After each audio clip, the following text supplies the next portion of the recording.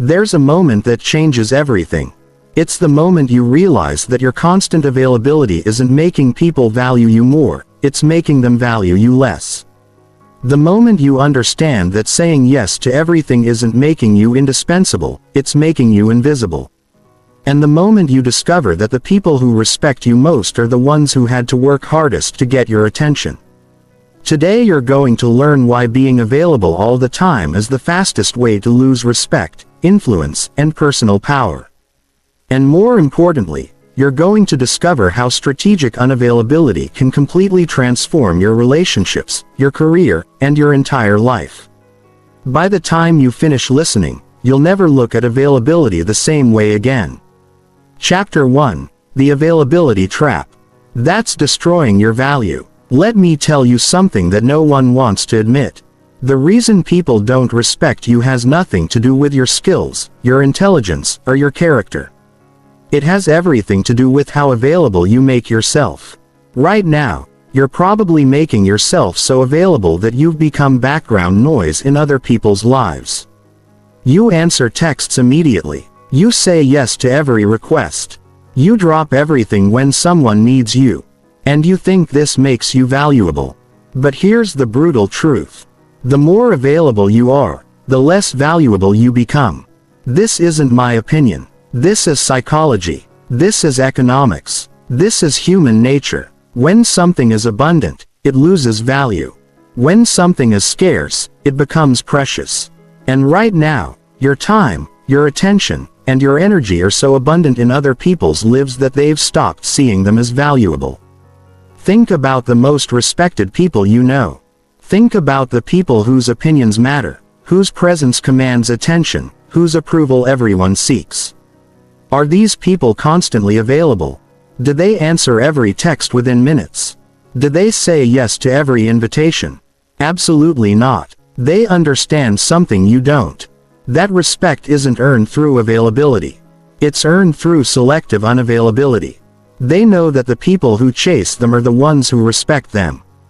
They understand that the harder someone has to work for their attention, the more valuable that attention becomes. This is why successful CEOs don't answer their own phones. This is why influential people don't respond to every social media comment. This is why the most attractive people aren't always the ones trying hardest to please everyone. But you've been conditioned to believe the opposite. You've been taught that being helpful, responsive, and accommodating is the path to success. You've been told that saying no is selfish, that being unavailable is rude, that making yourself scarce is gameplay. And because of these beliefs, you've created a life where everyone expects instant access to you, where your boundaries don't exist, and where your value is determined by how quickly you can serve other people's needs. The result: you feel exhausted, underappreciated, and invisible. You give and give and give. But the more you give, the more people expect. You make yourself available, but people only reach out when they need something. You prioritize others, but they don't prioritize you. This isn't coincidence. This is the inevitable result of the availability trap. When you're always there, people stop appreciating that you're there at all. When you're constantly accessible, accessing you becomes routine rather than special. When you never say no, your yes becomes meaningless. And here's what makes this even more frustrating. The very people you're trying to please by being available are the ones who respect you least. The person who texts you at midnight knows you'll respond. The colleague who dumps work on you knows you'll say yes. The friend who only calls when they need something knows you'll be there. They don't respect your time because you've taught them that your time isn't valuable. They don't appreciate your effort because you've made your effort feel effortless. They don't value your presence because you've made your presence feel guaranteed. This is the availability trap. The more you try to prove your worth through availability, the more you devalue yourself in other people's eyes. The more accessible you become, the less special your access feels. The more you accommodate others, the less they accommodate you. It's a vicious cycle that most people never escape because they mistake being needed for being valued, being busy for being important, and being helpful for being respected. Chapter 2: The psychology behind why constant availability backfires. To understand why being constantly available destroys your value, you need to understand the psychological mechanisms that drive human behavior. And the first principle you need to grasp is this. Humans don't value what they can easily obtain. This isn't a character flaw or a moral failing. This is hardwired into our psychology. It's called the scarcity principle, and it governs everything from economic markets to romantic relationships to workplace dynamics. When psychologists study what makes people desire something, they consistently find that perceived scarcity is one of the strongest drivers of value. The harder something is to get, the more people want it. The more limited something appears, the more precious it becomes. This is why limited edition products sell better than regular products. This is why exclusive clubs have waiting lists. This is why the most sought after people are the ones who seem hardest to reach. But when you're constantly available, you're signaling infinite abundance. You're telling the world that your time is unlimited, your energy is endless, and your attention is free. And when something appears unlimited, free and endless, our brains automatically categorize it as less valuable. Think about water. In most places, water is abundant and cheap, so we waste it without thinking. But in the desert where water is scarce, every drop becomes precious. Your availability works the same way. There's another psychological principle at play. The principle of reciprocity. When you're always giving, always available, always accommodating, you create what psychologists call a reciprocity imbalance. Instead of creating gratitude, this imbalance creates discomfort in other people. They know they're getting more than they're giving. And instead of appreciating this, they start to devalue what you're providing to reduce their psychological discomfort. It's easier for their minds to believe that what you're giving isn't valuable than to feel guilty about not reciprocating. This is why people often treat their most giving friends the worst. It's why employees who always say yes get promoted less often than those who are selective about their commitments. It's why romantic partners who are always available often find themselves taken for granted. The constant availability doesn't create appreciation. It creates psychological pressure that people relieve by devaluing the source. Then there's the principle of effort justification. Humans value things more when they have to work for them. When someone has to wait for your response, navigate your schedule, or earn your attention, they automatically assign more value to the interaction. It's the same reason why fraternity hazing creates stronger bonds, why difficult video games are more engaging, and why exclusive restaurants with long wait times feel more special than empty ones. When you make yourself constantly available, you eliminate the effort required to access you. This doesn't just make you less valuable, it actually makes people enjoy interacting with you less. The psychological satisfaction of earning something is absent when that something is freely given. You're not just devaluing yourself, you're reducing the pleasure others get from your relationship. There's also the psychological concept of loss aversion. People fear losing something they have more than they desire, gaining something they don't have. When you're constantly available, people never experience the fear of losing access to you. They never have to worry that you might not be there. So, they never develop the appreciation that comes from imagining life without your availability. It's only when something becomes scarce that people realize how much they value it. Consider the psychology of attention itself. Human attention is naturally drawn to what's rare, unexpected, and limited. This is why our ancestors survived. They paid attention to unusual sounds, rare movements, and limited opportunities. When you're constantly available, you become part of the background. Your presence becomes expected, routine, and therefore invisible to conscious attention. You fade into the psychological wallpaper of other people's lives. The final psychological principle is the concept of operant conditioning. When you always respond immediately, always say yes, and always accommodate others, you're training them to expect this behavior. You're conditioning them to take your availability for granted. They don't appreciate your responsiveness because you've made it predictable. They don't value your flexibility because you've made it routine. You've literally conditioned them to devalue you. Understanding these psychological mechanisms is crucial because it reveals that the problem isn't with the people who don't appreciate your availability. The problem is with the availability itself. You're fighting against fundamental human psychology. And psychology always wins. The solution isn't to try harder to get people to appreciate your constant availability. The solution is to stop being constantly available. Chapter 3. How Scarcity Creates Magnetic Attraction and Respect. Now that you understand why constant availability destroys value, let's explore the flip side. How strategic scarcity creates magnetic attraction and deep respect. Scarcity doesn't just make things more valuable. It makes them more desirable, more memorable, and more influential. When you learn to control your availability, you tap into one of the most powerful forces in human psychology. Think about the people you respect most in your life. Not the people you like most. Not the people you're most comfortable with, but the people you genuinely respect. Chances are, these people aren't constantly available. They don't answer every call immediately. They don't say yes to every request. They have boundaries, standards, and priorities that come before accommodating others. And paradoxically, their selective unavailability is part of what makes you respect them. This is because scarcity creates what psychologists call the focusing illusion. When something is rare or limited, our minds focus on it more intensely. We think about it more. We value it more. And we remember it more vividly. When someone is selectively available, every interaction becomes more meaningful because it represents a choice they made to prioritize you in that moment. The conversation carries weight because you know this person could be doing something else, but they chose to give you their attention. Contrast this with someone who's always available.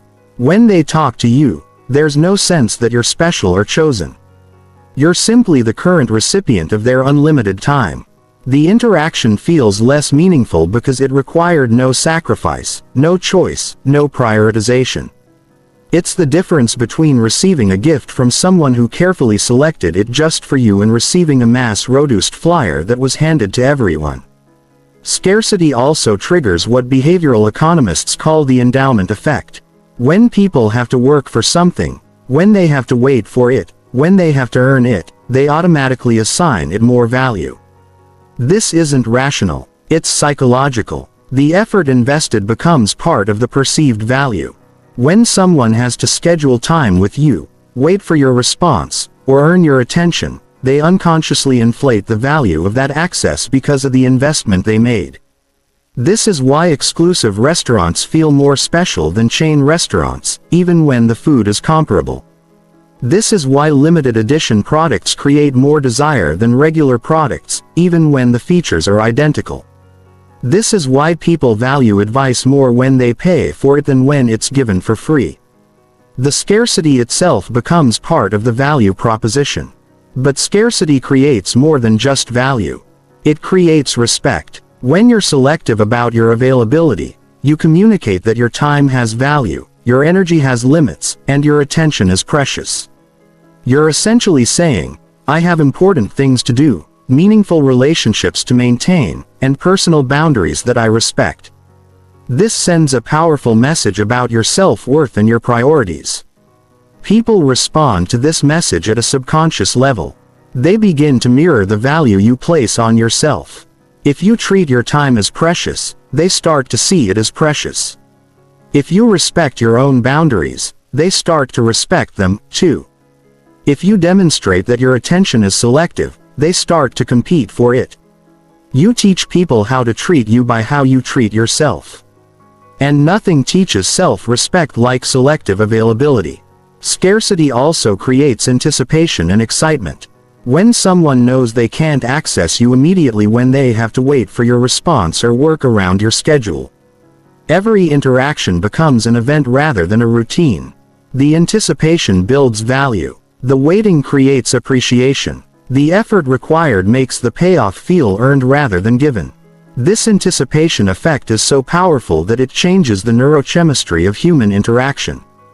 When people have to wait for something they want, their brains release dopamine not just when they get it, but during the anticipation period. This means that by being selectively available, you're literally creating more pleasure in other people's brains. You're making interactions with you more neurochemically rewarding. Moreover, scarcity creates what psychologists call the contrast principle. When most people are constantly available, being selectively unavailable makes you stand out dramatically. You become the exception in a world of unlimited access. You become memorable in a sea of forgettable interactions. You become respected in an environment where most people are taken for granted. The key insight is that scarcity isn't about being difficult or playing games. It's about having genuine priorities, real boundaries, and authentic self-respect. When your unavailability stems from the fact that you have important work to do, meaningful relationships to nurture, and personal goals to pursue, it communicates strength rather than manipulation. It shows that you have a life worth protecting rather than time to waste. This is the magnetic quality of selective availability. People are drawn to those who seem to have something important going on. Who have standards worth maintaining, who have priorities worth protecting. They want to be part of whatever makes you unavailable to everyone else. They want to earn the access that others can't freely obtain. They want to be chosen rather than simply accommodated. Chapter 4. The relationship revolution that happens when you set boundaries. When you stop being constantly available and start setting real boundaries, something remarkable happens to your relationships. Not all of them improve immediately. And that's exactly the point. The relationships that were built on your over-availability will initially resist the change, while the relationships that were genuine will become stronger than ever. This process is like a filter that separates the people who value you from the people who were simply using you. Let's start with what happens to the users and takers in your life. These are the people who only reach out when they need something. Who expect immediate responses to their non-urgent requests, who assume your time is always available for their convenience. When you start setting boundaries with these people, their reaction will tell you everything you need to know about the relationship. They'll become frustrated, demanding, or even angry. They'll accuse you of being selfish, unavailable, or difficult. They'll try to guilt trip you back into your old patterns. This reaction isn't actually about you. It's about the fact that you've disrupted a system that was working in their favor. They had unlimited access to your time, energy, and resources. And now that access is being restricted. Their negative reaction is proof that they were taking advantage of your availability rather than genuinely valuing your relationship. A person who truly cares about you will respect your boundaries, not fight against them. Here's what's particularly revealing. The people who get most upset about your boundaries are usually the ones who give you the least in return. The colleague who dumps work on you but never helps with yours. The friend who calls when they need emotional support but disappears when you need theirs. The family member who expects you to be available for every request but never considers your schedule or priorities. These people aren't angry because they miss you. They're angry because they're losing a resource. But watch what happens to your genuine relationships. When you start setting boundaries, the people who truly value you will initially be surprised by the change, but they'll quickly adapt and respect your new standards. They'll stop expecting immediate responses to every message. They'll start scheduling time with you instead of assuming you're always free. They'll become more intentional about their requests and more appreciative when you say yes. More importantly, these relationships will become deeper and more meaningful when you're not constantly available. The time you do spend with people becomes more valuable. Conversations become more focused and intentional. Shared experiences feel more special because they required coordination and planning. The relationship shifts from convenience-based to choice-based. And choice-based relationships are always stronger. You'll also notice that people start bringing their best selves to interactions with you. When someone knows they have limited access to your attention, they're more likely to make that time count. They'll come prepared for conversations. They'll be more present during your time together. They'll invest more energy in maintaining the relationship because they can't take it for granted. Setting boundaries also changes how people communicate with you.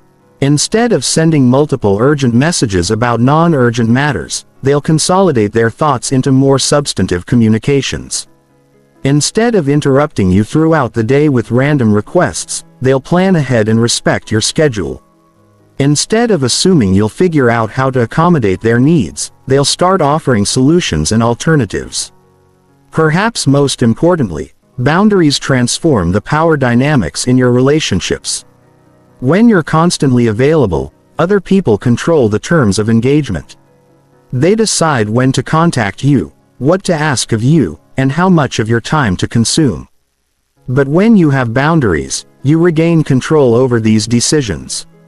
You choose when to respond, what requests to accept, and how much energy to invest in each relationship. This shift in power dynamics doesn't make you controlling or manipulative. It makes you equal. Healthy relationships require balance, and constant availability creates imbalance. When you set boundaries, you're not taking power away from others. You're reclaiming power that should have been yours all along. You're establishing the mutual respect that healthy relationships require. The boundary setting process also reveals your own patterns and preferences. You'll discover which types of requests drain your energy and which ones energize you.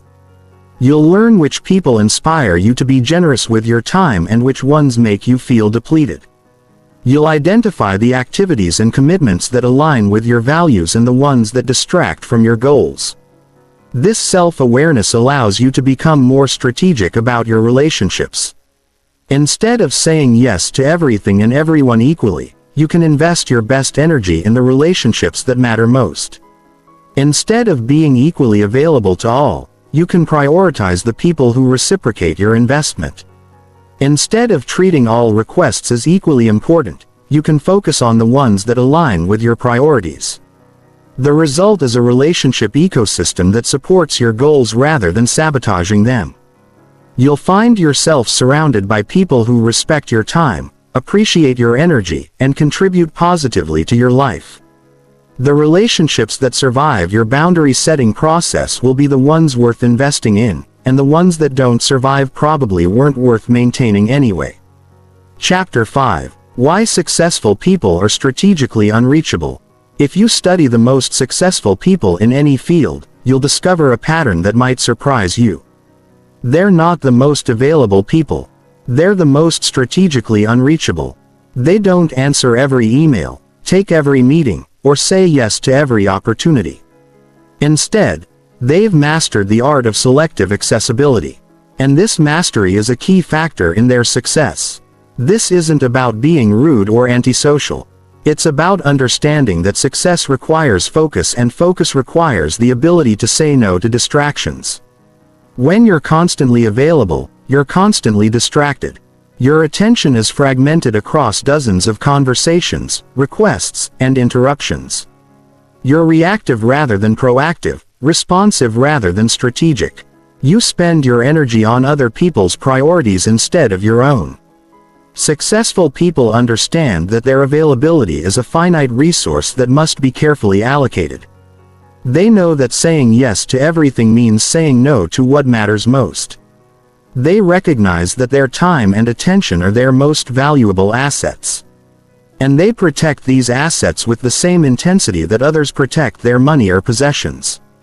Consider how successful entrepreneurs manage their accessibility. They don't answer their own phones. They don't respond to emails immediately. They don't take meetings without clear agendas and defined outcomes. They delegate access management to assistants and gatekeepers. They batch communication into specific time blocks instead of allowing it to interrupt their work throughout the day. This isn't about being difficult. It's about being effective. The same principle applies to successful artists, athletes, and leaders in every field. They create barriers between themselves and constant interruption. Not because they don't care about people, but because they understand that their ability to create value depends on sustained focus. They know that their best work happens during periods of deep concentration. And deep concentration is impossible when you're constantly available for interruption. But there's another dimension to strategic unreachability that's even more important. It creates what economists call signaling value. When someone is difficult to reach, it signals that their time is valuable and their attention is in demand. This signal creates a self-reinforcing cycle where perceived value becomes actual value. People assume that if someone is hard to reach, it's because they have important things to do and many people competing for their attention. This signaling effect is so powerful that it influences how people approach the interaction before it even happens. When someone knows they have limited access to a successful person, they prepare more carefully for the interaction. They think through their questions more thoroughly. They make their communications more concise and focused. They bring their best ideas and most important concerns rather than wasting time on trivial matters. The result is that successful people have higher quality interactions. The conversations they do have are more substantive, more focused, and more valuable. They're not drowning in shallow communications because their strategic unreachability filters out everything except what's truly important. They spend their interaction time on meaningful exchanges rather than routine maintenance. Strategic unreachability also creates leverage in negotiations and business relationships. When someone is easy to reach and always available, they have little negotiating power. Their accessibility communicates that they need the interaction more than the other party does. But when someone is strategically unreachable, it suggests that they have alternatives and options. It implies that their participation in any interaction is a choice rather than a necessity. This leverage extends beyond formal business situations into every area of life. When you're strategically unreachable, people value your participation more in social situations. They appreciate your presence more in personal relationships. They respect your opinions more in group discussions. Your scarcity creates gravity that draws people toward you rather than taking you for granted. Successful people also understand the compound effect of strategic unreachability. Each time you maintain boundaries and protect your time, you reinforce your reputation as someone whose attention is valuable. Each time you say no to a low-priority request, you create space for a high-priority opportunity. Each time you delay a response to think through your answer, you provide more value when you do respond. This compound effect builds over time into what we might call selective magnetism. People begin to compete for your attention rather than expecting it freely. They start to offer value before making requests. They become more strategic about when and how they approach you. Your strategic unreachability trains others to bring their best to every interaction. The key insight is that success isn't just about working harder or being more talented. It's about being more selective about where you direct your energy and attention. Successful people aren't necessarily better at everything. They're better at choosing what to focus on and what to ignore. They're strategic about their availability because they understand that availability determines focus. And focus determines results. This is why the most successful people often seem to have more time rather than less.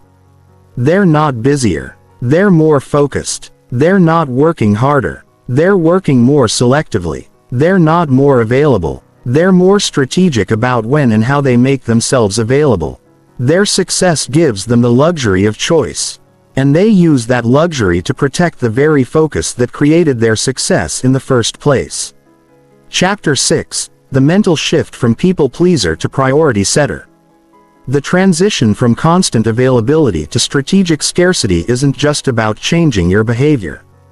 It's about fundamentally rewiring your relationship with other people's expectations and your own self-worth. Most people who struggle with over-availability aren't just being nice. They're operating from a deep-seated belief that their value comes from how useful they are to others. This belief is not only wrong, it's destructive, and it's the first thing that needs to change. Let's address the core fear that drives constant availability. The fear that if you're not always accessible, people will stop needing you. And if they stop needing you, they'll stop valuing you. This fear creates a vicious cycle where you become addicted to being needed. Even when being needed comes at the expense of being respected, you confuse dependency with appreciation, usefulness with importance, and availability with value. But here's what you need to understand. People don't respect what they can exploit. They don't value what they can take for granted. And they don't appreciate what costs them nothing. When you make yourself constantly available, you're not building relationships. You're enabling exploitation. You're not creating appreciation. You're fostering entitlement. You're not proving your worth. You're devaluing yourself. The mental shift begins with recognizing that your worth isn't determined by how much you give, but by how much you value what you have to give. Your time isn't valuable because other people say it is. It's valuable because you say it is. Your energy isn't precious because others treat it as precious. It's precious because you understand its finite nature. Your attention isn't a gift because people appreciate it. It's a gift because you choose to bestow it. This shift requires you to stop outsourcing your self-worth to other people's opinions and reactions. When you're constantly available, you're essentially saying, "Please validate my worth by needing me." You're making your value dependent on external demand rather than internal recognition. This is not only emotionally exhausting, it's strategically foolish. You're giving others control over how you feel about yourself. The alternative is to become what psychologists call internally validated.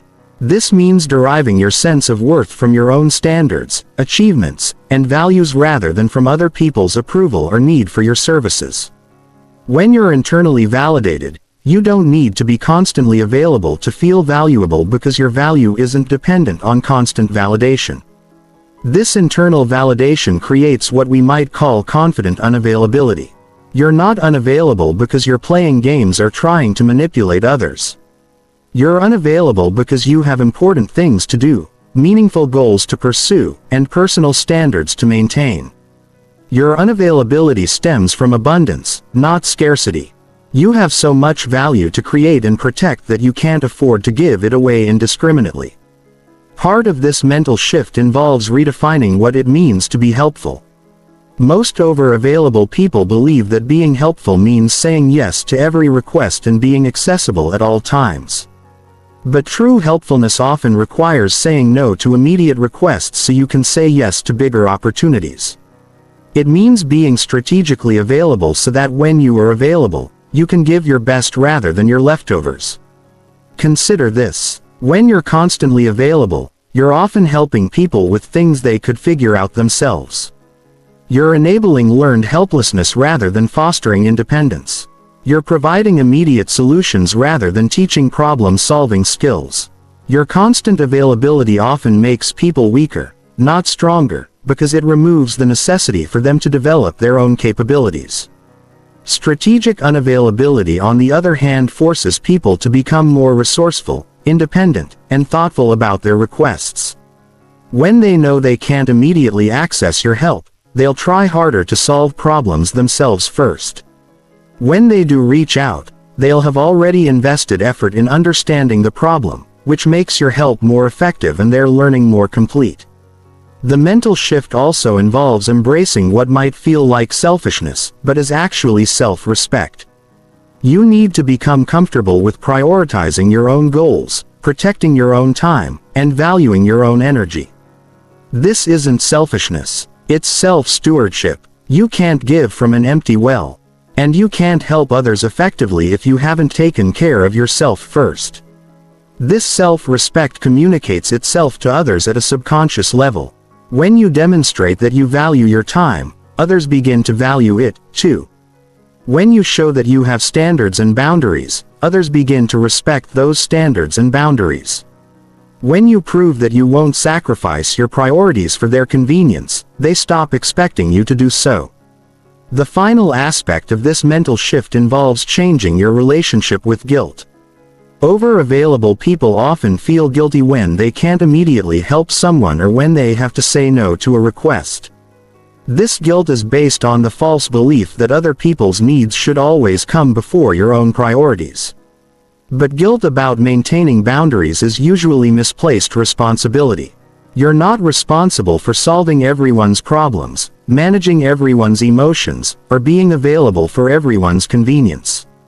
Learning to tolerate this guilt without immediately acting to relieve it is crucial. The guilt will fade as you realize that people are more capable and resilient than you assumed. They can wait for your response. They can find alternative solutions. They can respect your boundaries without falling apart. Your job isn't to shield others from all inconvenience. It's to provide genuine value when you choose to engage. This mental shift from people pleaser to priority setter is perhaps the most challenging part of the transformation. But it's also the most important. Without this internal change, any behavioral modifications will feel artificial and unsustainable. But with this shift in place, strategic unavailability becomes natural, authentic, and powerful. Chapter 7. The Art of Saying No Without Guilt or Explanation. Saying no is one of the most powerful tools in your arsenal. But most people use it terribly. They overexplain. They apologize excessively. They offer elaborate justifications and they leave the door open for negotiation. This approach not only weakens the impact of your no, but it actually invites people to argue with your decision, guilt-trip you into changing your mind, or push back against your boundaries. The art of saying no effectively begins with understanding that no is a complete sentence. You don't owe anyone an explanation for declining a request that doesn't align with your priorities, exceed your capacity, or conflict with your boundaries. When you overexplain your refusal, you're essentially saying that your decision is up for debate, that your priorities might be wrong, or that the other person has the right to judge your choices. This doesn't mean you should be rude or dismissive. It means you should be clear, confident, and final. Instead of saying, "I'm sorry, but I can't help you move this weekend because I have this thing I need to do, and I know it might seem selfish, but I really need some time for myself. And I hope you understand." You say, "I won't be able to help you move this weekend." Period. End of discussion. The power in this approach comes from its clarity and finality.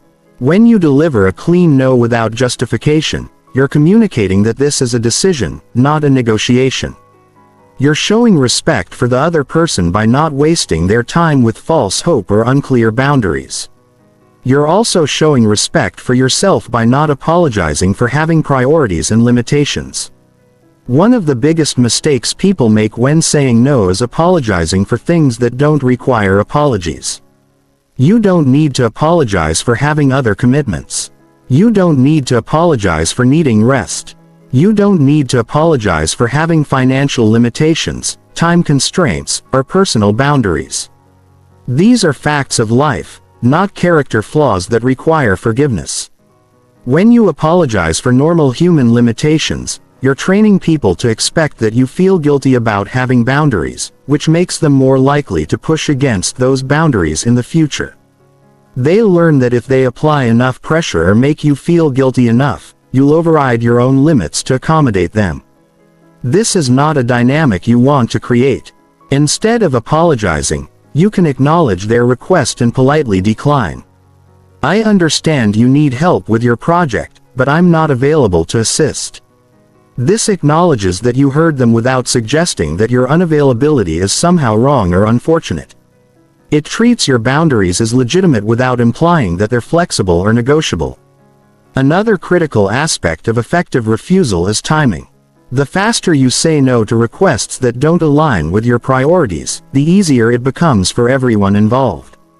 When you delay saying no because you're hoping to find a way to say yes or because you're afraid of disappointing someone, you create more problems than you solve. The person making the request continues planning around your potential participation, which makes your eventual refusal more disruptive and disappointing. Fast NOS are kind numbers. They give people time to find alternative solutions, make different plans, or adjust their expectations. They prevent the buildup of hope and expectation that makes eventual disappointment more painful. They also prevent you from spending mental energy on requests that you know you're going to decline anyway. The key to delivering fast no's is to check requests against your priorities immediately rather than promising to think about it when you already know the answer. If someone asks you to take on a commitment that you don't have time for, don't want to do, or can't afford, say no immediately. Don't say you'll get back to them unless you genuinely need time to check your calendar or consider the implications. You also need to resist the urge to soften your refusal with false hope or alternative offers. Don't say, "I can't do this, but maybe I could do something else," unless you actually want to do something else. Don't suggest that you might be available in the future unless you actually expect your situation to change. These hedges weaken your boundaries and create ongoing expectations that will require future loss. There will be times when people respond poorly to your refusal. They might get angry, disappointed, or pushy. They might accuse you of being selfish, unreasonable, or unhelpful.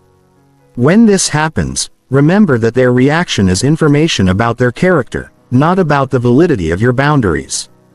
People who respect you will accept your no gracefully, even if they're disappointed. People who don't respect you will try to argue with, guilt trip, or manipulate you into changing your mind. These negative reactions are actually valuable because they help you identify the people in your life who see you as a resource to be exploited rather than a person to be respected. When someone can't accept your boundaries, they're revealing that they don't respect your autonomy, your judgment, or your right to make decisions about your own time and energy. The goal isn't to avoid all negative reactions to your boundaries. It's to maintain your boundaries regardless of how others react. You can acknowledge their disappointment without changing your decision. You can empathize with their situation without taking responsibility for solving it. You can remain kind and respectful while staying firm in your position. Mastering the art of saying no without guilt or explanation is liberating in ways that extend far beyond the specific requests you decline. It builds confidence in your own judgment, strengthens your sense of personal authority, and creates space for the opportunities and relationships that truly matter to you. Most importantly, it teaches others that your boundaries are real, which makes them less likely to test those boundaries in the future. Chapter 8. Dealing with pushback. When you start setting boundaries. When you begin implementing boundaries and becoming less available, you're going to face resistance. This isn't optional or avoidable. It's an inevitable part of the process. The people who have grown accustomed to unlimited access to your time, energy, and resources will not give up that access without a fight. Understanding this resistance and learning how to handle it effectively is crucial for successfully transforming your availability patterns. The first type of pushback you'll encounter is emotional manipulation. People will try to make you feel guilty for having boundaries. They'll tell you that you've changed, that you're not the person you used to be, that you're becoming selfish or cold. They'll remind you of times when they helped you, suggest that you owe them your availability, or imply that good people don't have the kinds of boundaries you're setting. This emotional manipulation works because it targets your deepest insecurities about setting boundaries. Most over-available people already feel guilty about saying no, and manipulators know exactly how to amplify that guilt. They'll use phrases like, "I can't believe you won't help me," or, "You never used to be like this," or, "I thought I could count on you." These statements are designed to make you feel like a bad person for having normal human limitations. The key to handling emotional manipulation is recognizing it for what it is, an attempt to control your behavior through induced guilt and shame. When someone tries to manipulate you emotionally, they're not actually addressing the substance of your boundary. They're trying to make you feel so bad about having the boundary that you'll abandon it to relieve the emotional discomfort. Your response to emotional manipulation should be calm, brief, and non-defensive. Don't try to justify your boundaries or prove that you're still a good person. Simply restate your position and refuse to engage with the manipulation. "I understand you're disappointed, but my decision stands." Don't apologize. Don't explain. And don't allow yourself to be drawn into a debate about your character or your priorities. The second type of pushback is escalation. When gentle manipulation doesn't work, some people will increase the pressure. They'll make their requests more urgent, their needs more dramatic, or their emotional appeals more intense. They might claim that their situation is an emergency, that you're the only person who can help them, or that terrible consequences will result if you don't make yourself available. Escalation is a test of your boundary strength. The person is essentially asking, how much pressure does it take to get you to abandon your boundaries? If you give in to escalation, you're teaching them that boundaries are negotiable and that enough pressure will always overcome your limits. This encourages more escalation in the future and makes your boundaries effectively meaningless. The way to handle escalation is to remain calm and consistent regardless of how dramatic the pressure becomes. Don't match their emotional intensity. Don't get drawn into arguments about the urgency or importance of their request. And don't feel obligated to solve problems that escalate after you've already declined to be involved. Your boundaries don't become invalid just because someone's situation becomes more dramatic. The third type of pushback is testing. Some people will probe your boundaries to see if they're real or just temporary. They'll make small requests that technically violate your boundaries but seem harmless or reasonable. They'll push deadlines, exceed agreed upon limits, or ask for just this once. Exceptions. This testing behavior is designed to erode your boundaries gradually rather than challenging them directly. Testing is particularly dangerous because it can feel reasonable in the moment. The individual requests might seem small and harmless, but the cumulative effect is the complete erosion of your boundaries. If you allow testing behavior to succeed, you're communicating that your boundaries are guidelines rather than rules. And guidelines can always be negotiated or ignored. The way to handle testing is to enforce your boundaries consistently, even when violations seem minor or well-intentioned. This doesn't mean being harsh or punitive. It means being clear and consistent. If someone exceeds the response time you've established for emails, don't respond immediately just because they claim it's urgent. If someone asks for a small favor after you've established that you're not available for favors, decline just as clearly as you would decline a large request. The fourth type of pushback is replacement pressure. When you become less available to someone, they might try to make you feel responsible for finding alternative solutions to their needs. They'll ask you to recommend someone else who can help them, to connect them with resources, or to provide solutions even if you can't provide direct assistance. While this might seem reasonable, it's often an attempt to maintain access to your time and mental energy even after you've declined to provide direct help. The key insight is that setting boundaries means you're not responsible for managing the consequences of those boundaries for other people. If someone needs help that you can't or won't provide, finding alternative solutions is their responsibility, not yours. You can choose to offer suggestions or connections if you want to, but you're not obligated to do so. And you shouldn't feel guilty if you don't. The final type of pushback is relationship threats. Some people will threaten to end or diminish the relationship if you don't return to your previous availability patterns. They'll say things like, "I guess our friendship doesn't mean as much to you as I thought."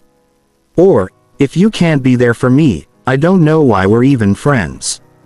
These threats are designed to make you choose between your boundaries and your relationships. Relationship threats reveal the true nature of the connection. If someone is willing to end a relationship because you have boundaries, they weren't valuing the relationship itself. They were valuing what they could get from the relationship. This is painful to recognize, but it's also liberating. You're better off knowing where you stand than continuing a one-sided relationship that was never genuine. The most important thing to remember about pushback is that it's temporary. People will test your new boundaries, but if you remain consistent, they'll eventually accept the new reality. The relationships that survive your boundary setting process will be stronger and more genuine than the ones that don't. And the respect you gain from standing firm will more than compensate for any temporary discomfort you experience during the transition. Chapter 9. Advanced Strategies for Becoming Selectively Accessible. Once you understand the principles of strategic unavailability and have begun setting basic boundaries, it's time to implement more sophisticated strategies for managing your accessibility. These advanced techniques will help you maximize the impact of your selective availability while minimizing the friction and resistance that can come with dramatic changes in your interaction patterns. The first advanced strategy is time-blocking communication. Instead of responding to messages throughout the day as they arrive, designate specific time periods for checking and responding to emails, texts, and calls. This might mean checking email only at 10 a.m., 2 p.m., and 5 p.m. or setting aside 1 hour in the morning for returning calls during your non-communication blocks. Resist the urge to check messages or respond to notifications. Time-blocking communication serves multiple purposes. It protects your focused work time from constant interruption. It batches similar tasks together for increased efficiency. And it trains others that immediate responses aren't available or necessary. When people know you don't respond to messages immediately, they stop expecting immediate responses, which reduces pressure on both sides of the interaction. To implement time blocking effectively, you need to communicate your communication schedule to the important people in your life. Let colleagues know that you check email 3 times daily and that urgent matters should be communicated through a different channel. Tell friends that you typically respond to texts in the evening rather than throughout the day. Set up an autoresponder that lets people know when they can expect a response and what constitutes a true emergency. The second advanced strategy is differential availability. This means being more accessible to some people than others based on the value and nature of your relationships. Your most important relationships might have access to multiple communication channels and faster response times, while casual acquaintances might only have access to email with longer response windows. Differential availability recognizes that not all relationships are equal, and that your time and attention are finite resources that should be allocated strategically. Your romantic partner, close family members, and key business relationships deserve more accessibility than random acquaintances, casual friends, or people who only contact you when they need something. To implement differential availability, create categories for your relationships and establish different communication protocols for each category. High-priority people might have your phone number and can expect some immediate responses. Medium-priority people might have email access with 24 to 48-hour response times. Low-priority people might only have access through social media or professional platforms, with even longer response windows. The third strategy is scheduled accessibility. Instead of being randomly available whenever someone wants your time, create specific periods when you're accessible for meetings, calls, or extended conversations. This might mean designating Tuesday and Thursday mornings for meetings, Monday evenings for catching up with friends, or Sunday afternoons for family time. Scheduled accessibility forces people to plan ahead if they want access to your time, which makes them more intentional about how they use that time. It also gives you control over when interactions happen, allowing you to group similar activities together and protect your most productive hours for focused work when implementing scheduled accessibility. Be specific about the types of interactions that fit into each scheduled period. Office hours might be for work-related discussions. Social time might be for casual conversations, and family time might be protected from outside interruptions. Having clear purposes for each accessibility window helps people understand how to use your time appropriately. The fourth strategy is value-based filtering. This involves evaluating requests and opportunities based on their alignment with your goals, values, and priorities rather than simply responding to whoever asks loudest or most persistently before saying yes to any significant request. Ask yourself whether this opportunity moves you closer to your goals, whether it aligns with your values, and whether it's worth the time and energy investment. Value-based filtering requires you to be clear about your own priorities and goals. If you don't know what you're trying to achieve or what matters most to you, you can't effectively filter opportunities based on value. Take time to define your short-term and long-term objectives, identify your core values, and clarify what success looks like in different areas of your life. The fifth strategy is graduated responses. Instead of treating all communications as equally urgent, develop different response protocols based on the nature and importance of the message. Simple yes, no questions might get immediate brief responses. Complex discussions might be scheduled for dedicated time, and non-urgent requests might be bundled together for batch processing. Graduated responses allow you to be selectively responsive without being completely unresponsive. People get the level of attention their requests deserve, which feels fair and reasonable while still protecting your time and energy. Emergency situations get immediate attention. Important matters get timely responses, and routine communications get appropriate but not excessive attention. The sixth strategy is attention currency. Start thinking of your attention as a valuable currency that should be spent deliberately rather than freely. When someone asks for your time or energy, consider what you're getting in return. Are they offering value, reciprocity, or mutual benefit? Or are they simply expecting you to give without receiving anything meaningful in return? This doesn't mean every interaction should be transactional, but it does mean being aware of the balance in your relationships and communications.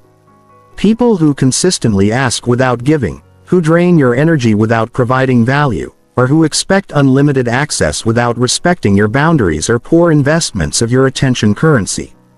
The final advanced strategy is strategic presence. When you do make yourself available, be fully present and engaged. Put away distractions. Give your complete attention and make the interaction valuable for both parties. This quality over quantity approach makes your limited availability more impactful and satisfying.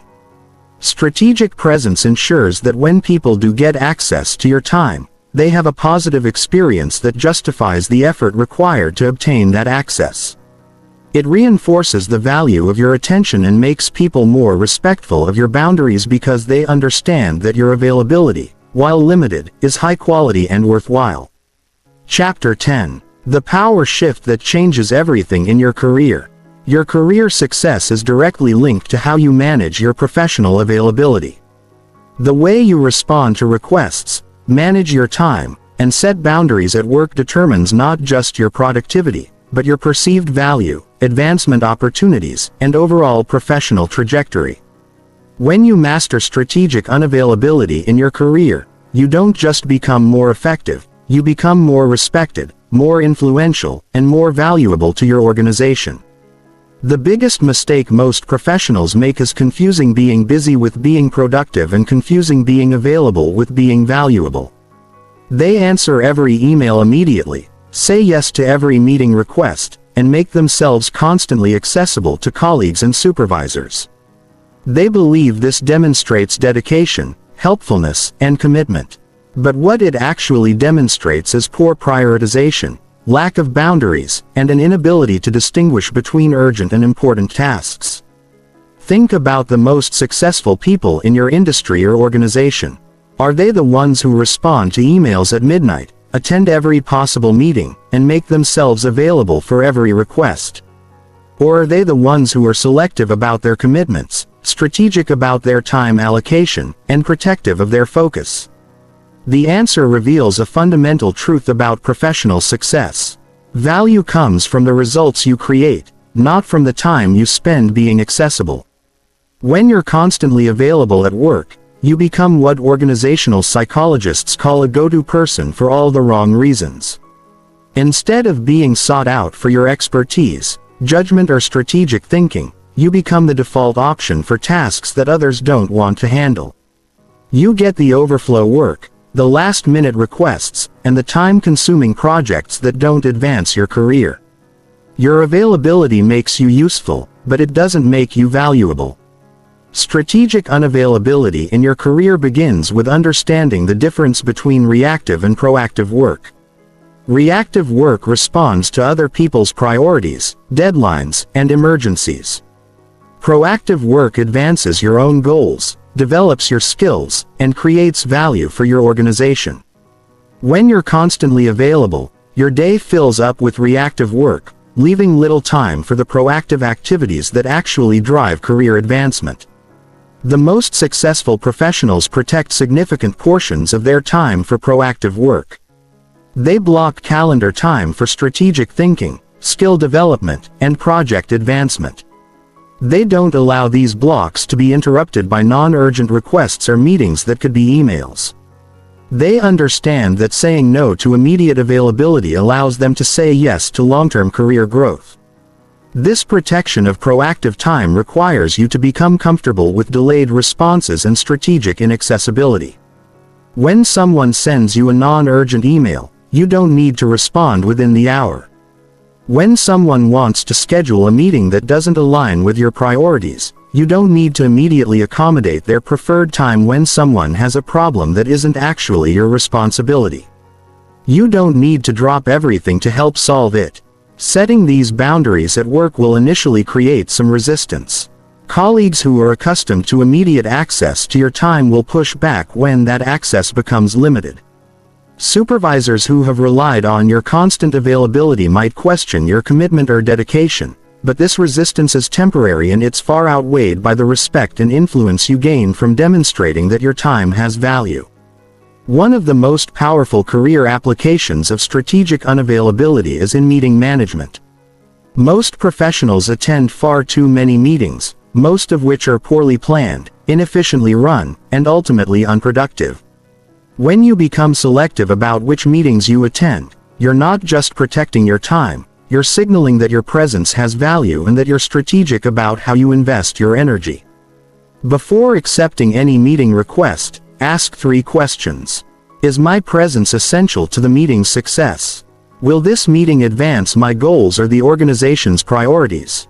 Is this the best use of my time compared to other available options? If you can't answer yes to at least 2 of these questions, decline the meeting or delegate your attendance to someone else. When you do attend meetings, make your presence count, come prepared, contribute meaningfully, and help drive the discussion toward actionable outcomes. This quality over quantity approach makes people more thoughtful about when they include you in meetings because they know you'll add value when you're there. Strategic unavailability also applies to how you handle requests and assignments. When someone asks you to take on additional work, don't automatically say yes. Instead, ask about priorities, deadlines, and resource allocation. If taking on the new work would compromise your existing commitments or prevent you from focusing on high-impact activities, negotiate alternatives or decline the request. This doesn't mean being uncooperative or unhelpful. It means being strategic about how you deploy your skills and energy. When you're selective about the projects you take on, you can invest more thoroughly in the ones you accept, delivering higher quality results that enhance your reputation and advance your career. The key insight is that career advancement comes from being known for excellence in specific areas, not from being available for everything. When you spread yourself too thin by saying yes to every request, you become a generalist who's competent at many things but exceptional at nothing. When you focus your energy strategically, you develop deep expertise and strong results in the areas that matter most. This focus requires you to identify your highest value activities and protect time for them ruthlessly. These might include developing new skills, building key relationships, working on strategic projects, or creating innovative solutions to important problems. Whatever they are, they should take priority over routine tasks, administrative work, or requests that don't advance your goals. The transformation in your career that results from strategic unavailability is profound. You'll find that people start coming to you for more important and interesting work because they know you'll give it the attention it deserves. You'll be included in higher-level discussions because your input is seen as valuable rather than routine. You'll have more opportunities for advancement because you'll have time to pursue them and the reputation to deserve them. Most importantly, you'll gain control over your professional destiny. Instead of being reactive to whatever comes your way, you'll be proactive about creating the career you want. Instead of being available for everything, you'll be strategic about what matters. And instead of being busy without purpose, you'll be focused with intention. Chapter 11. How strategic unavailability transforms your personal life. The transformation that occurs in your personal life when you master strategic unavailability is nothing short of revolutionary. Your friendships become deeper and more meaningful. Your romantic relationships become more passionate and respectful. Your family dynamics shift from exploitation to appreciation. And perhaps most importantly, you reclaim your personal time and energy for the activities, goals, and relationships that truly matter to you. Let's start with friendships, because this is where the change is often most dramatic and revealing. When you stop being constantly available to friends, you quickly discover which friendships were built on genuine connection and which were built on convenience. The friends who only contacted you when they needed something, who expected you to be available for their drama, but were never there for your important moments, who took your time and energy for granted, will often fade away when you set boundaries. This isn't a loss, it's a liberation. These weren't real friendships anyway. They were one-sided relationships where you were providing emotional labor, practical help, and constant availability in exchange for the illusion of connection. When you stop providing unlimited access to your time and energy, these pseudo-friends reveal their true nature by disappearing or becoming hostile about your new boundaries. But the friends who truly value you will respond differently. They'll initially be surprised by your new boundaries, but they'll quickly adapt and respect them. They'll stop expecting immediate responses to every text. They'll start planning social activities in advance. Instead of assuming you're always free, they'll become more intentional about your time together and more appreciative when you do spend time with them. More importantly, these genuine friendships will become deeper and more satisfying. When you're not constantly available, the time you do spend with friends becomes more precious and focused. Instead of scattered, interrupted conversations, you'll have meaningful exchanges. Instead of being the default option for every social activity, you'll be chosen for experiences that matter. Instead of feeling drained by one-sided relationships, you'll feel energized by mutual appreciation and respect. Strategic unavailability also transforms your romantic relationships in profound ways. If you're single, it makes you far more attractive to potential partners. People are naturally drawn to those who seem to have rich, full lives that can't be easily accessed or controlled. When you're not constantly available, you communicate that you have standards, priorities, and a sense of self-worth that goes beyond any individual relationship. This creates what psychologists call pre-selection value. When someone has to work to get your attention, when they have to earn your time, when they have to compete with your other priorities, they automatically assign more value to the relationship. You become a prize to be won rather than a resource to be consumed.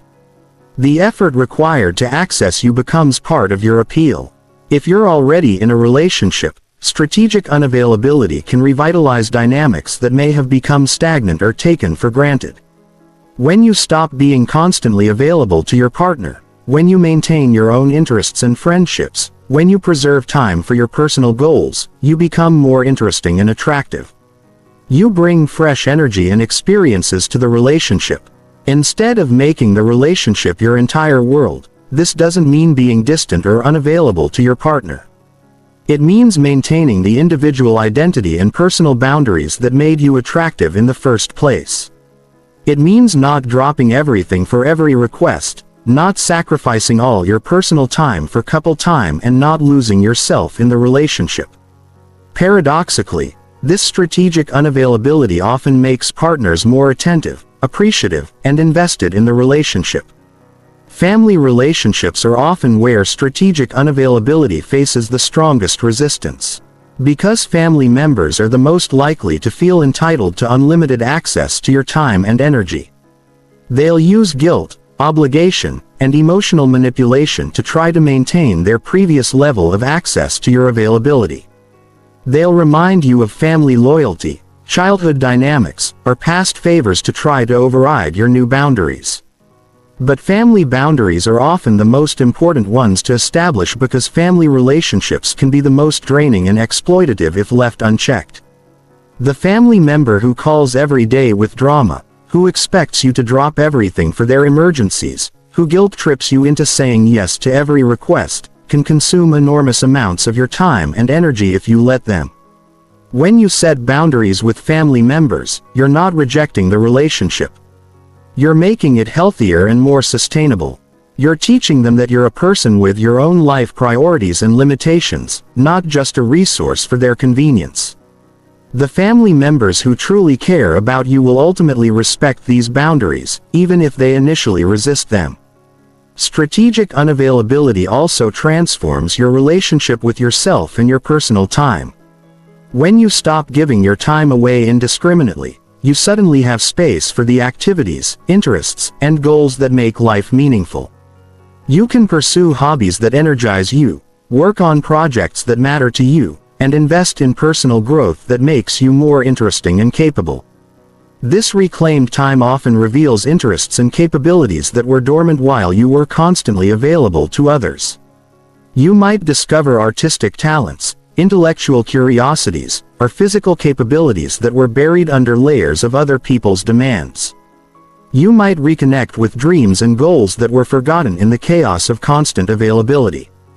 The personal transformation that results from strategic unavailability creates a positive feedback loop. As you become more interesting, capable, and self-directed, you become more attractive to others. As you demonstrate self-respect and personal boundaries, others begin to treat you with more respect. As you invest in your own growth and goals, you become someone worth knowing and spending time with. This transformation also changes how you view and approach new relationships. Instead of desperately seeking approval and validation from others, you become selective about who you allow into your life. Instead of saying yes to every social opportunity, you choose the activities and people that align with your values and goals. Instead of being needy and available, you become choosy and valuable. The ultimate result is a personal life that reflects your priorities, supports your goals, and energizes you rather than draining you. Your relationships become sources of mutual enrichment rather than one-sided exploitation. Your time becomes your own to invest in what matters most to you. And your sense of self-worth becomes internally generated rather than dependent on other people's approval or need for your services. This personal transformation is perhaps the most rewarding aspect of mastering strategic unavailability because it affects every area of your life. When your personal relationships are healthy and your personal time is protected, you have the foundation you need to succeed in every other area of life. Chapter 12. The compound effect of protecting your time and energy. The benefits of strategic unavailability don't just add up, they multiply. Every boundary you maintain, every no you deliver, every moment you protect your time and energy creates compound returns that grow exponentially over time. This compound effect is why some people seem to accomplish extraordinary things while others, despite working just as hard, struggle to make meaningful progress toward their goals. Think of your time and energy as investment capital. When you're constantly available, you're essentially giving away this capital for free with no expectation of return. You're making countless micro-investments in other people's priorities, emergencies, and convenience. But you're not accumulating any compound returns for yourself at the end of each day, week, or year. You have little to show for all the time and energy you've expended. But when you become strategically unavailable, you start investing your time and energy in activities and relationships that generate returns. You focus on developing skills that increase your capabilities. You invest in relationships that are mutually beneficial. You work on projects that build toward larger goals. Each of these investments generates returns that can be reinvested, creating a compound effect that accelerates your progress. The first area where you'll notice compound returns is in skill development. When you protect time for learning and practice instead of giving it away to constant interruptions and requests, you develop expertise faster and more thoroughly. The skills you build in year 1 become the foundation for more advanced capabilities in year 2. The knowledge you accumulate compounds, making future learning easier and more effective. This compound learning effect is why successful people often seem to acquire new skills and knowledge at an accelerating pace. It's not that they're necessarily smarter or more talented. It's that they've protected their learning time from the constant demands that prevent most people from developing deep expertise in anything. They understand that saying no to immediate requests allows them to say yes to long-term capability building. The compound effect also applies to relationships and networking. When you're selective about your social and professional interactions, you can invest more deeply in the relationships that matter most. These deeper relationships generate more opportunities, referrals, and collaborations than dozens of shallow connections ever could. The time you save by not maintaining every casual acquaintance can be invested in building stronger bonds with the people who can truly impact your life and career. Quality relationships compound in ways that quantity relationships never can. A single strong relationship can lead to multiple opportunities, introductions to other valuable connections, and ongoing collaboration that generates results for years. But these compound relationship returns only happen when you invest the time and energy needed to build real depth and mutual value. Strategic unavailability also creates compound returns in terms of reputation and influence. Each time you demonstrate that your time is valuable, that your attention is selective, and that your commitments are meaningful, you build a reputation for being someone worth knowing and working with. This reputation creates what economists call signaling value, where your perceived worth increases your actual worth. This reputation compounds over time, making it easier to access better opportunities, attract higher quality relationships, and command more respect in your interactions. People begin to compete for your attention rather than taking it for granted. They bring better opportunities to you rather than expecting you to be grateful for whatever they offer. They treat your input as valuable rather than routine. The compound effect is particularly powerful in creative and entrepreneurial endeavors. When you protect large blocks of uninterrupted time for deep work, you can tackle complex projects that require sustained focus and creativity. These projects often generate disproportionate returns compared to the scattered reactive work that fills most people's days. A single creative project completed during protected time might generate more value than dozens of small tasks completed while constantly interrupted. A business idea developed during focused thinking time might create more wealth than years of reactive busyness. A skill mastered during dedicated practice time might open career opportunities that were previously impossible. This is why the most successful creators, entrepreneurs, and leaders are often obsessive about protecting their time and attention.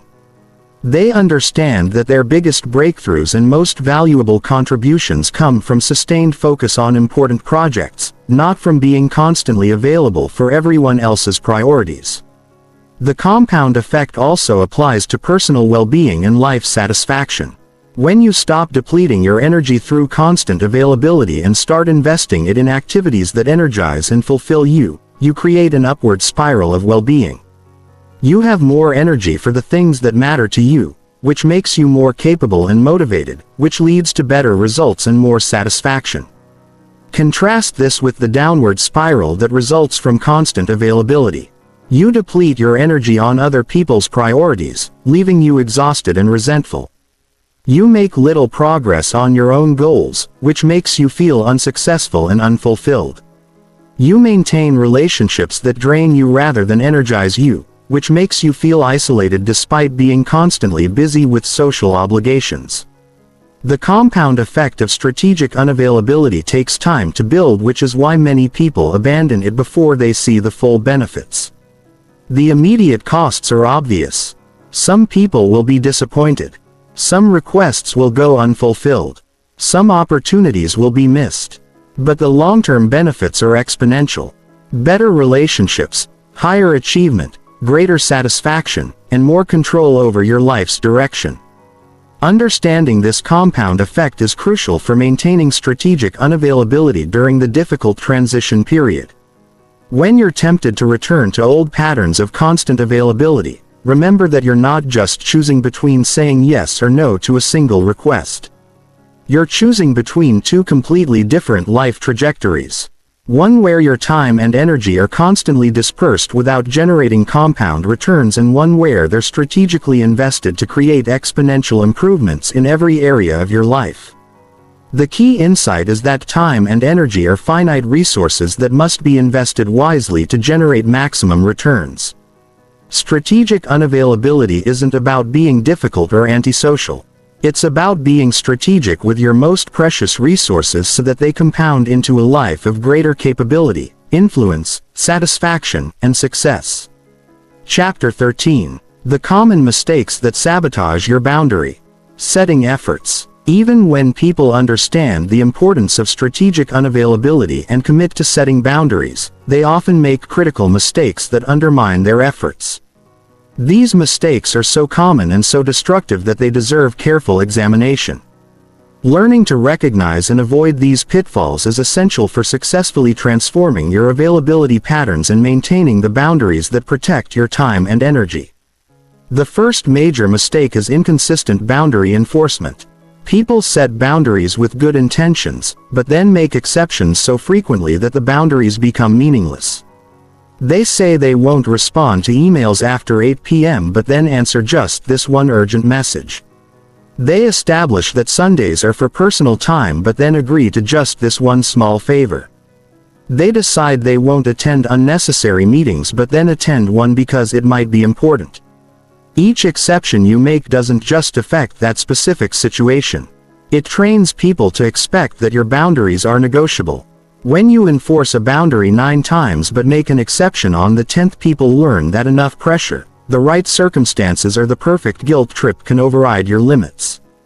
This encourages them to push against your boundaries more aggressively and more frequently. Consistent boundary enforcement requires you to treat your boundaries as rules rather than guidelines. Rules have clear consequences that are applied every time they're violated, regardless of the circumstances or who's involved. Guidelines, on the other hand, are suggestions that can be bent or ignored when it seems convenient or reasonable. The second mistake is over-explaining your boundaries. When people challenge your boundaries, there's a natural temptation to justify your position with elaborate explanations. You want to help them understand that your boundaries are reasonable, that you're not being arbitrary or selfish, and that you have legitimate reasons for your limits. But over-explanation actually weakens your boundaries by suggesting that they're up for debate.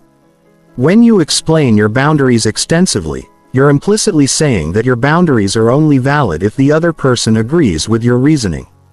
You're making your boundaries dependent on their approval rather than your own judgment. This opens the door for them to argue with your reasoning, challenge your priorities, or pressure you to make exceptions. Based on their assessment of your situation, effective boundaries are stated simply and enforced consistently without extensive justification. I don't check emails after 8 p.m. is a boundary. I don't check emails after 8 p.m. because I need time to unwind and spend with my family, and I find that work emails stress me out. And I read that it's important to have work-life balance, and I hope you understand, as an invitation to negotiate. The third mistake is boundary creep, where you gradually allow small violations that eventually erode your boundaries completely. Someone asks you to respond to just one quick email during your protected time. Someone requests just 5 minutes of your attention during your focused work period. Someone wants just a small favor after you've established that you're not available for favors. These small violations seem harmless individually, but they compound into complete boundary collapse. The person who gets 5 minutes of your time will soon want 10 minutes, then 15, then an hour. The one quick email becomes a rapid-fire exchange that consumes your entire evening. The small favor becomes the first in a series of increasingly large requests. Boundary creep is particularly dangerous because it happens gradually, making it easy to rationalize each individual violation as reasonable or harmless. You don't notice that your boundaries have disappeared until you're back to your old patterns of constant availability and energy depletion. The fourth mistake is emotional boundary enforcement. When people violate your boundaries, there's often an emotional reaction. Frustration, anger, resentment, or hurt. Some people express these emotions dramatically when enforcing their boundaries, turning every boundary violation into an emotional confrontation. This approach makes boundary enforcement feel like punishment rather than simple limit setting. Emotional boundary enforcement often backfires because it makes the boundary violation seem more significant than the boundary itself. People focus on your emotional reaction rather than the boundary that was violated. They might apologize for making you angry while completely ignoring the fact that they overstepped your clearly stated limits. Effective boundary enforcement is calm, consistent, and matter of fact. You're not angry that someone tested your boundary. You're simply maintaining your stated position. You're not punishing them for pushing against your limits. You're just not allowing those limits to be crossed. The boundary enforcement should feel inevitable rather than emotional. The fifth mistake is delayed boundary setting. Many people wait until they're overwhelmed, resentful, or exhausted before setting boundaries. They suffer through months or years of constant availability, hoping that things will improve naturally before finally deciding that boundaries are necessary. By this time, the patterns of exploitation are deeply established, and the boundary setting feels sudden and dramatic to everyone involved. Late boundary setting is much more difficult than early boundary setting because you're trying to change established patterns. Rather than preventing problematic patterns from developing, the people who have grown accustomed to unlimited access to your time and energy will resist the change more strongly because they're losing something they've come to expect and depend on. The most effective approach is to set boundaries early and proactively before problems develop. When you start a new job, begin a new relationship, or enter a new social situation, establish your availability patterns and limits from the beginning. This prevents exploitation patterns from developing and makes your boundaries feel natural rather than reactive. The sixth mistake is boundary negotiation. When people push back against your boundaries, some individuals try to find compromises or alternatives that make everyone happy. They negotiate different time frames, alternative arrangements, or modified versions of their original boundaries. While this seems reasonable and accommodating, it often leads to boundary erosion and continued pushing from others. Boundary negotiation sends the message that your boundaries are starting points for discussion rather than final positions. It encourages people to challenge your boundaries because they learn that pushing back often results in getting at least some of what they want. Over time, your boundaries shift further and further from your original position as you make concession after concession. Effective boundaries are non-negotiable. They're decisions you've made about how you want to allocate your time and energy, not opening positions in a negotiation. You can be flexible about how you interact within your boundaries, but the boundaries themselves should remain firm and consistent. The seventh and final major mistake is perfectionist boundary setting. Some people try to establish comprehensive boundary systems immediately, covering every possible situation and interaction. They create complex rules and protocols that are difficult to remember, explain, and maintain. When they inevitably fail to maintain these elaborate systems perfectly, they abandon boundary setting altogether. Effective boundary setting starts simple and evolves gradually. Begin with one or two clear, important boundaries that address your biggest availability problems. Master these basic boundaries before adding additional complexity. Build your boundary setting muscles with manageable limits before attempting more sophisticated systems. Avoiding these common mistakes is crucial for successfully implementing strategic unavailability. Each mistake undermines your efforts in different ways, but all of them share a common thread. They make your boundaries feel uncertain, negotiable, or temporary rather than clear, consistent, and permanent. Understanding these pitfalls and actively avoiding them will dramatically increase your success in protecting your time, energy, and priorities. Chapter 14. Building your new identity as someone who values their time. The most profound transformation that occurs when you master strategic unavailability isn't just behavioral. It's identity-based. You shift from seeing yourself as someone who must be constantly available to prove their worth to seeing yourself as someone whose time and energy are inherently valuable. This identity shift is crucial because behavior flows from identity. When you truly believe that your time is precious, protecting it becomes natural rather than forced. Most people who struggle with constant availability operate from what psychologists call an external locus of control. They believe that their worth comes from how others perceive them. Their value comes from how much they give to others, and their importance comes from how much others need them. This external validation dependency makes it almost impossible to maintain boundaries. Because every no feels like a rejection of the relationship and a diminishment of their own worth. Building a new identity around valuing your time requires shifting to an internal locus of control. This means recognizing that your worth is inherent. Your value is self-determined, and your importance comes from your own standards and achievements rather than from other people's approval or dependency. This internal validation makes boundary setting feel like self-respect rather than selfishness. The first step in this identity transformation is developing what we might call time consciousness.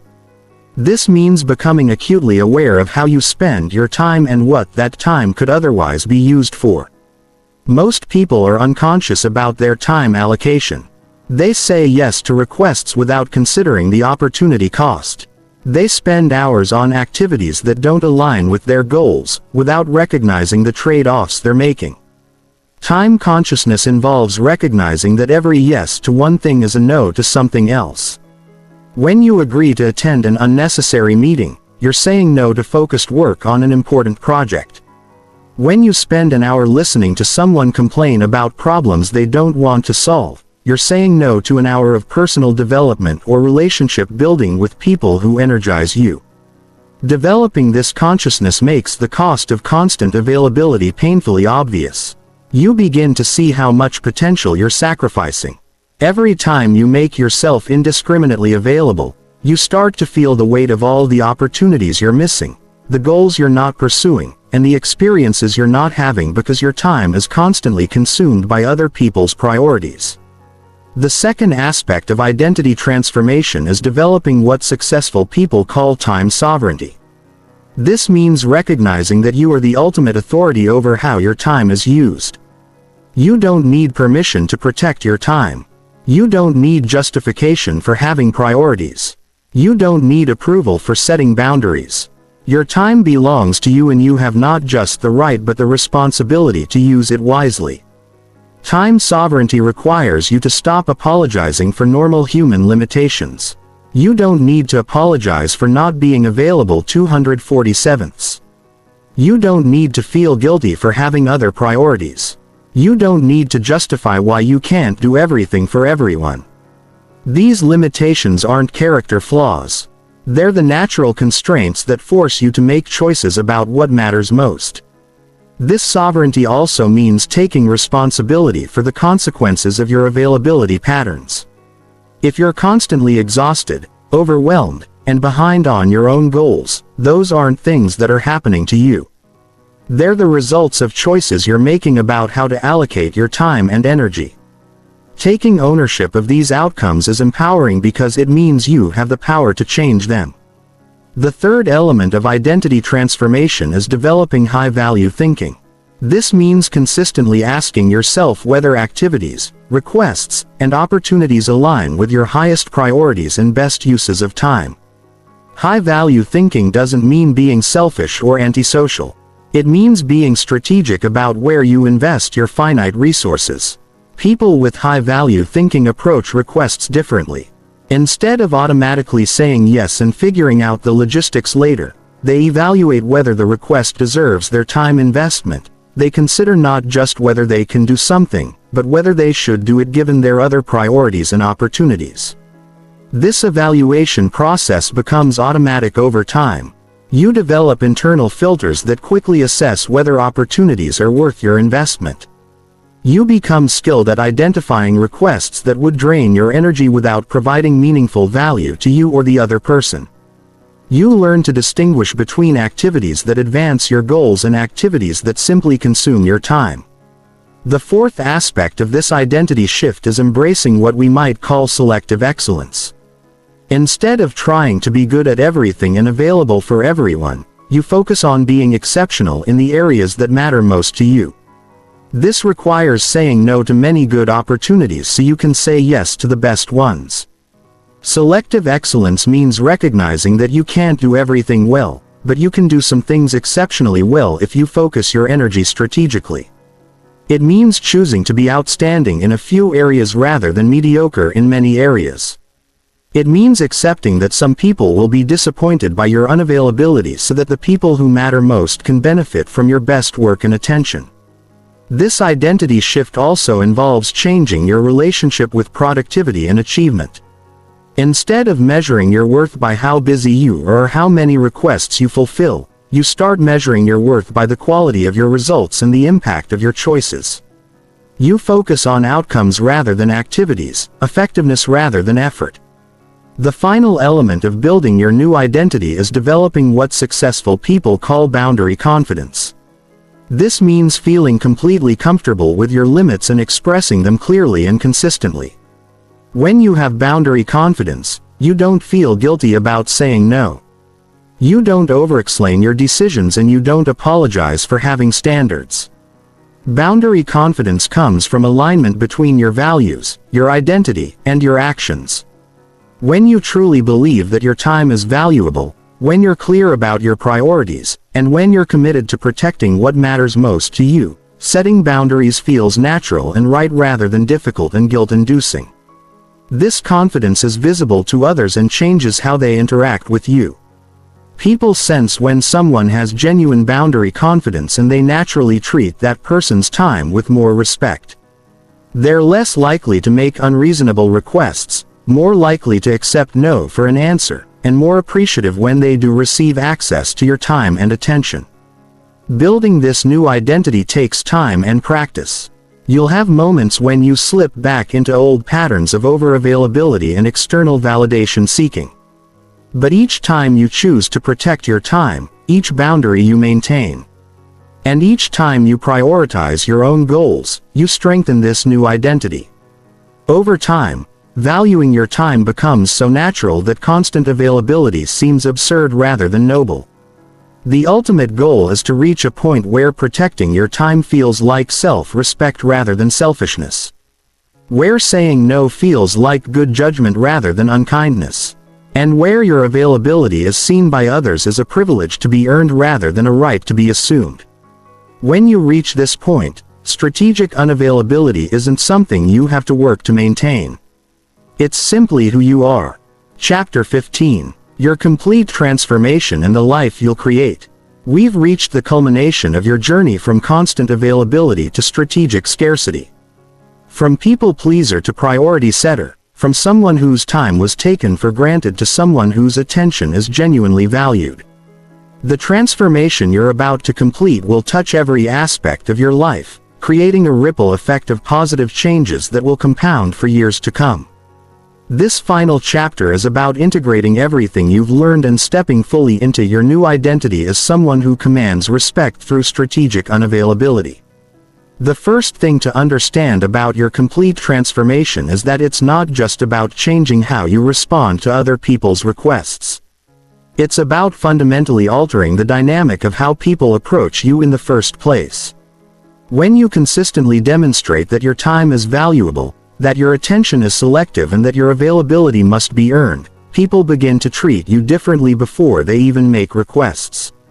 They become more thoughtful about when and how they contact you.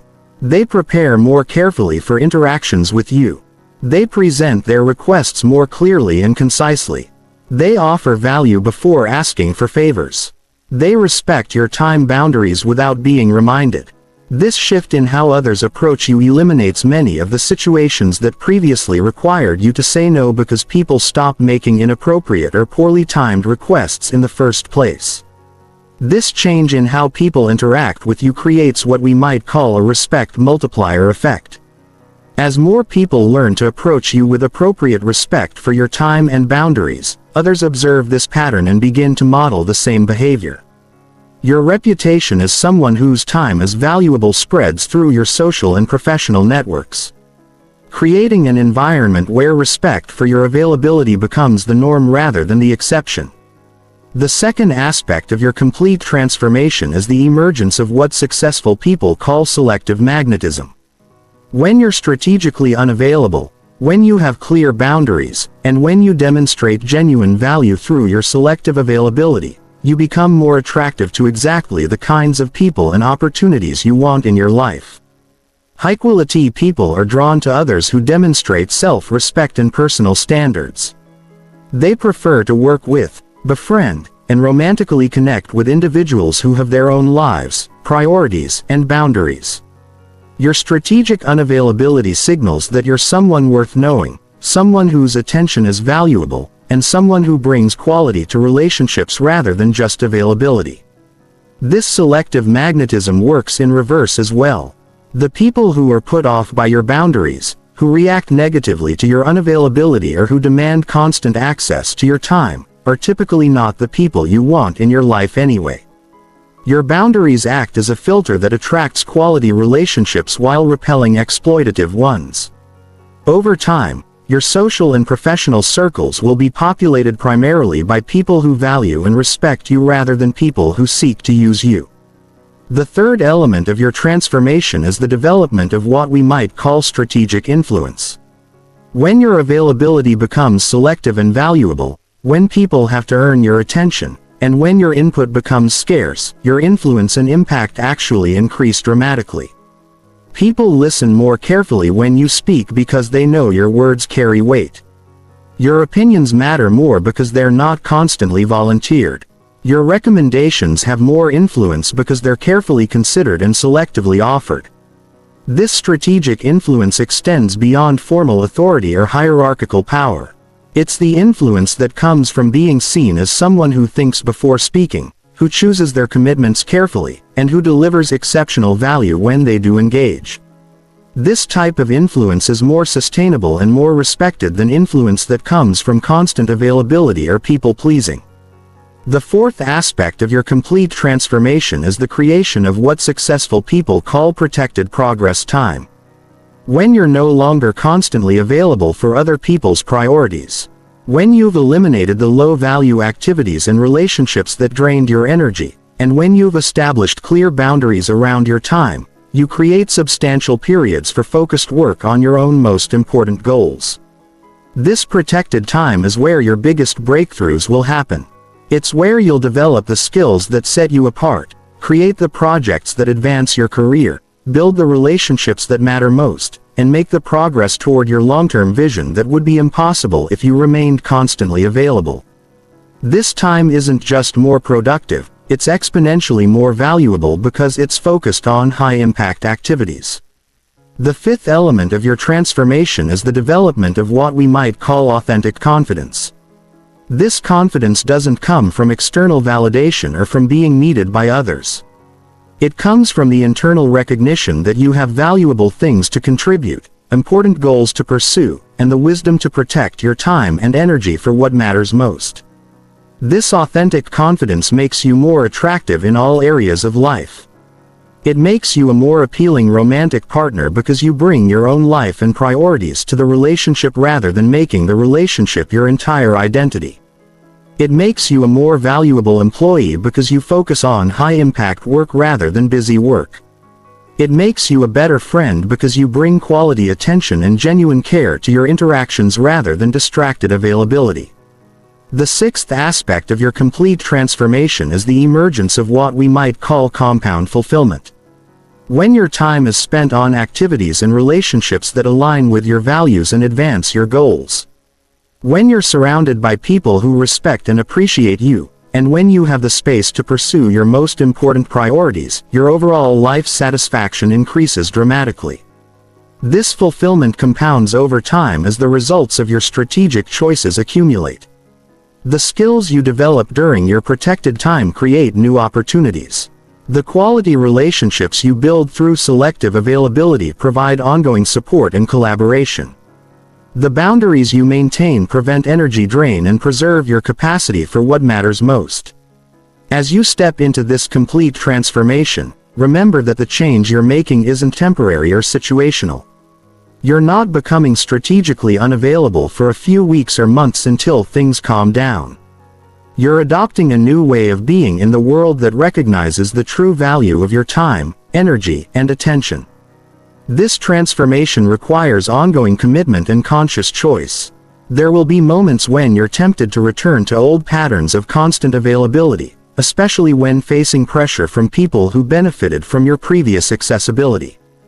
In these moments, remember what you're protecting: your ability to create meaningful value, to build quality relationships, to pursue important goals, and to live a life that reflects your priorities rather than everyone else's demands.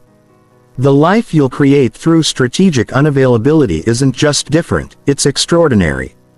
It's a life where your time is respected, your energy is preserved, your goals are pursued, and your relationships are built on mutual value rather than one-sided giving.